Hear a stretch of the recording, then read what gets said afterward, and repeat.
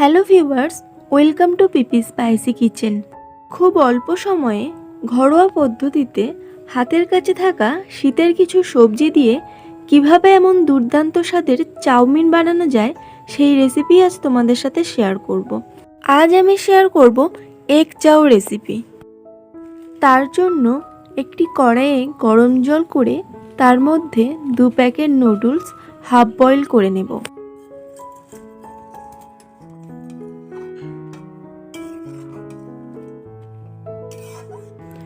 এরপর নুডলসটা হয়ে গেলে তুলে নিয়ে কড়াইয়ের মধ্যে দিয়ে দেব রিফাইন অয়েল।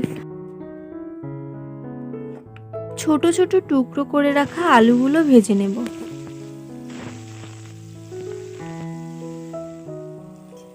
তেলের মধ্যে আলুগুলো একটু নেড়ে চেড়ে নিয়ে আলুর মধ্যে দিয়ে দেব সামান্য হলুদ গুঁড়ো, সামান্য লঙ্কার গুঁড়ো আর পরিমাণ মতো লবণ।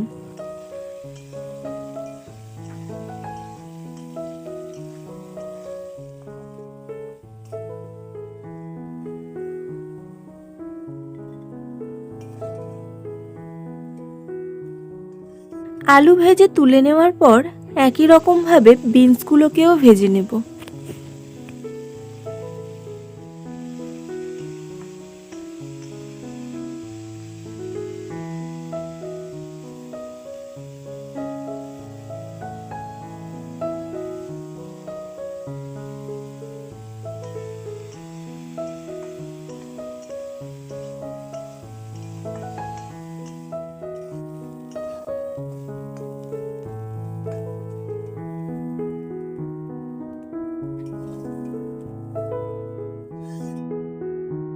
কড়াইতে একটু তেল দিয়ে একই রকমভাবে কড়াইশুঁটিগুলোকেও ভেজে নেব।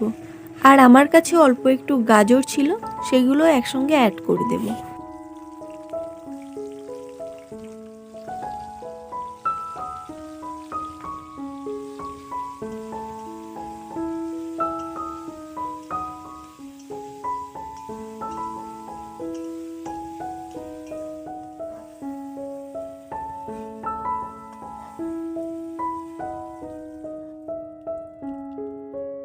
সব সবজি ভেজে নেওয়ার পর একই রকমভাবে ডিমটাও ভেজে নেব নুন, হলুদ, লঙ্কার গুঁড়ো দিয়ে।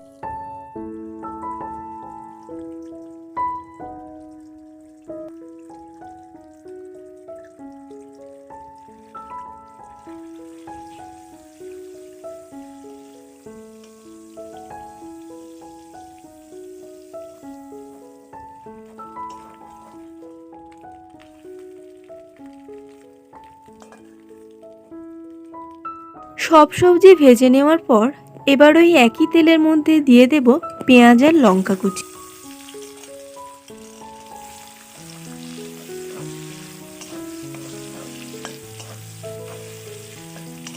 এর মধ্যে অ্যাড করব অল্প পাকা টমেটো।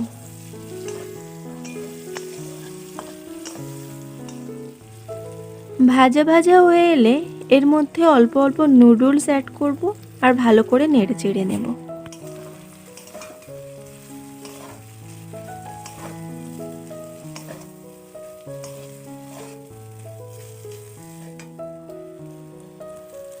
তোমরাও চেষ্টা করবে একসঙ্গে সব নুডলস না দিয়ে অল্প অল্প দিয়ে ভালো করে ভেজে নিতে।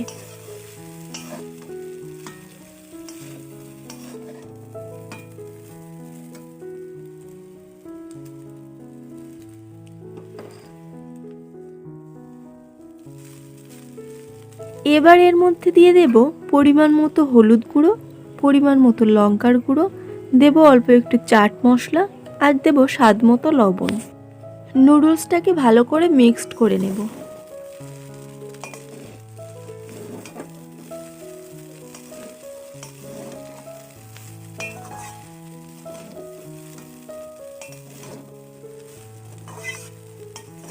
নুডলসটা ভালো করে ভাজা ভাজা হয়ে গেছে। এবার এর মধ্যে ভেজে রাখা সবজি আর ডিমটা দিয়ে দেব।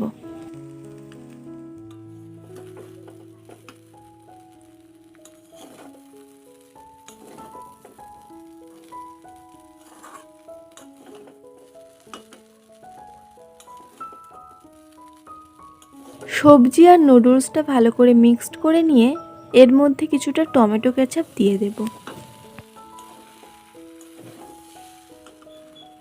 আমার এগ চাও রেডি, এবার সার্ভ করার পালা।